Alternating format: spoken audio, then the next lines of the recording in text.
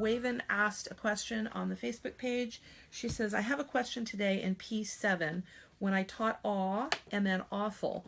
I told my 4th grade daughter that we dropped the silent finally in awful, and then I saw in SWR that for awesome we keep the silent finally. How do I explain this to her? Wonderful question, Waven. Wonderful question. Okay, so we have the base word awe. Okay, and this word, we're using the I stand in awe of the glory of God. So we have multi-letter phonogram, and then we have a silent finally, and there's miscellaneous reason for that. This would be silent finally number 5. It's not helping the single vowel change to its second sound. This is a multi-letter phonogram. As soon as you have a multi-letter phonogram, it's not silent finally number 1. I don't have a V or a U, so it's not silent finally number 2. I don't have a C or a G, so it's not number 3. It's not a multi-syllable word with an L or an R. That's usually what makes silent finally number 4. It's not because it's an L and R, it's because it's a multi-syllable word, and look at that one. So I know it's not that one. So this is actually a silent finally number 5.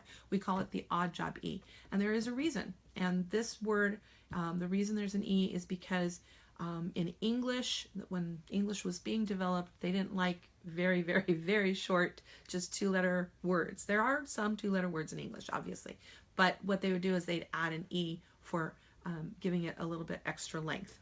Okay, so what happens when we add suffixes? So we want to add full and we want to add some.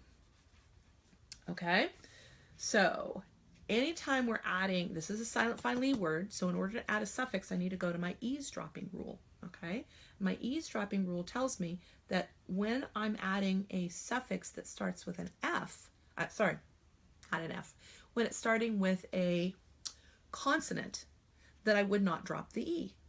Okay, so silent finally words commonly lose the need for the E when adding a vowel suffix.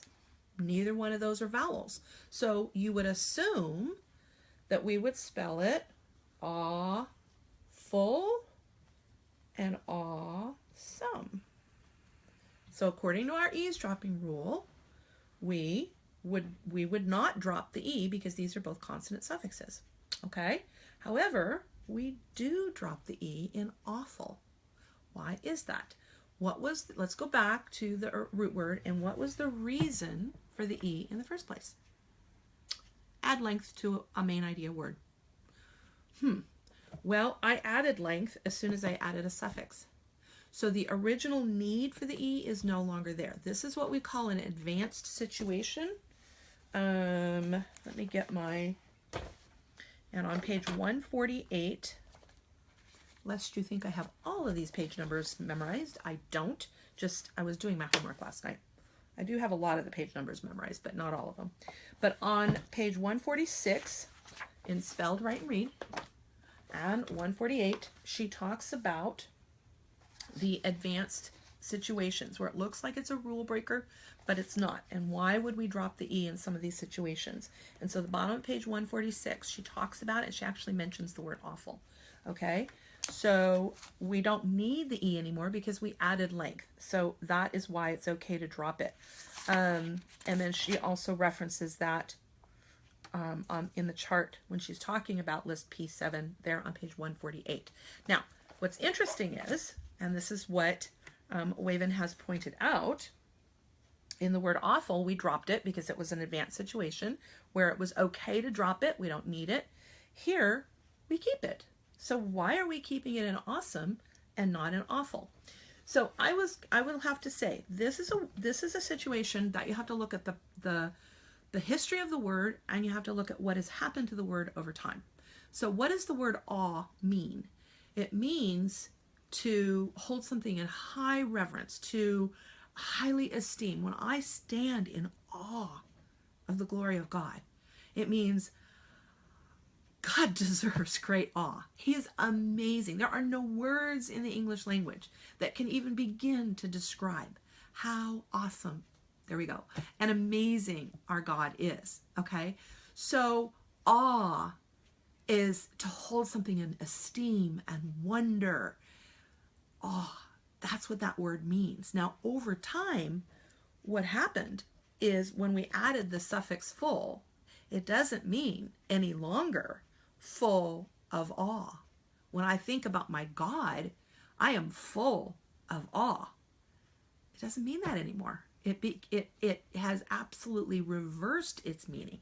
So something that's awful is not, wow, I'm full of awe. It's, ooh, disgusting. That's terrible. It's actually changed its meaning. It's changed its meaning. It's no longer full of awe. Okay? However, awesome has retained the meaning of awe. Something that's awesome means we look at it, we think about it, and we have awe. Okay? So I believe, and I hunted through here, I went online, I looked at the history of the word. I believe the reason we retain the E here is because we're trying to retain the original meaning of the word awe. Something that's awesome is something that is deserving of our awe. Here, it's changed meaning. The root is still awe, but it actually over time has changed meaning. And if we look at the reason for the E, dropping it is still consistent with our rules.